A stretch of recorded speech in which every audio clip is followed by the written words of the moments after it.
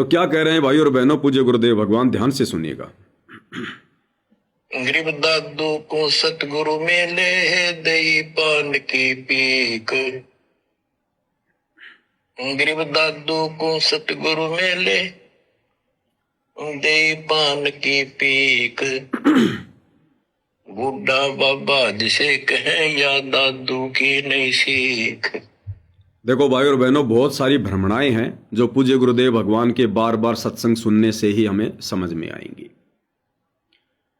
आदरणीय दादू जी को राजस्थान के शाम्बर में जब वे 8 वर्ष के थे, उनको कबीर परमात्मा जी मिले जिंदा महात्मा के रूप में, जैसे अन्य महापुरुषों को मिले। और दादू जी को सतलोक लेकर गए, 3 दिन तक उनको ऊपर घुमाया, सब कुछ दिखाया। बाद में दादू जी को नीचे छोड़ा। अब बात वही है भाई और बहनों, बाद में दादू जी को नीचे छोड़ा, वो केवल दादू जी का शरीर दिखाई दे रहा था। दादू जी को परमात्मा ने मिनी सतलोक में बैठा दिया, उस आत्मा को दादू जी के रूप में। फिर आगे पूरी की पूरी लीला कबीर भगवान करते हैं, जैसे गरीबदास जी के रूप में की, नानक जी के रूप में की, गीसा संत जी के रूप में की, ऐसे दादू जी के रूप में फिर सारी भूमिका कबीर परमात्मा भक्ति को जीवित रखने के लिए स्वयं ही करते हैं। नाम केवल उस आत्मा का होता है कि दादू दास, दादू दास, दादू दास। तो एक जो भ्रमणा दादू पंथ में पड़ी हुई है, जब उनको समझाने का प्रयास किया जाता है कि दादू जी को कबीर जी मिले थे, तो वो लोग कहते हैं कि नहीं, दादू जी को तो बूढ़ा बाबा मिला था, बूढ़ा बाबा। जबकि दादू जी के ग्रंथ में इस बात का कहीं कोई प्रमाण नहीं है कि दादू जी को कोई बूढ़ा बाबा मिला था। दादू जी खुद अनेक वाणियों के माध्यम से अपने उस ग्रंथ में स्पष्ट करते हैं कि मुझे कबीर जी मिले थे, काशी वाला कबीर मिला था, धाणक कबीर मिला था, मुझे सतलोक लेकर गया था। अब ये भ्रमणा क्यों फैली? अगर इस प्रकार की कोई बात हमारे सामने आ जाए, कोई दादूपंथी इस प्रकार की बातें करें, तो गुरुदेव ने बताया कि ये भ्रमणा इसलिए फैली कि दादू जी को कबीर परमात्मा जिंदा बाबा के रूप में मिले थे, और वही प्रक्रिया की जो प्रक्रिया गरीबदास जी के साथ में हुई थी।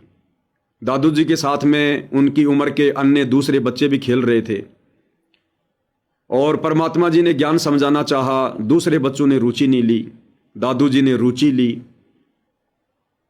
फिर दादू जी को परमात्मा ने प्रथम नाम दीक्षा दी, और प्रथम नाम दीक्षा देते समय जो परमात्मा पान परवाना देते हैं वो विधि अपनाई।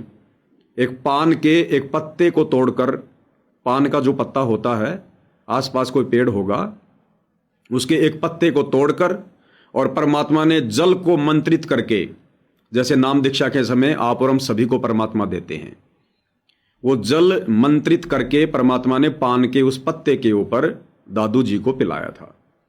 उसके बाद में उन बच्चों की नजरों में दादू जी बेहोश हो गए। परमात्मा उस आत्मा को निकालकर सतलोक ले गए, दिखाने के लिए, अपना गवाह बनाने के लिए। अब दादू जी तो जान गए बाद में कि ये बूढ़ा बाबा कौन था, ये जिंदा बाबा कौन था, ये तो कबीर भगवान थे, परमात्मा थे। लेकिन उन बच्चों को तो नहीं पता था।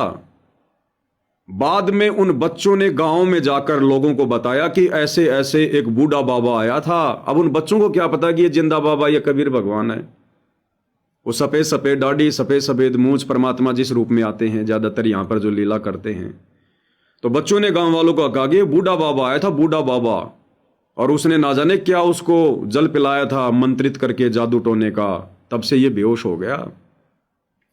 तो ये जो लोकवेद है, इस लोकवेद के आधार से उन बच्चों के कहने पर आगे चलकर यह धारणा बन गई कि दादू जी को कबीर जी नहीं मिले, दादू जी को बूढ़ा बाबा मिला था, बूढ़ा बाबा मिला था, जबकि वो बूढ़ा बाबा कबीर ही था।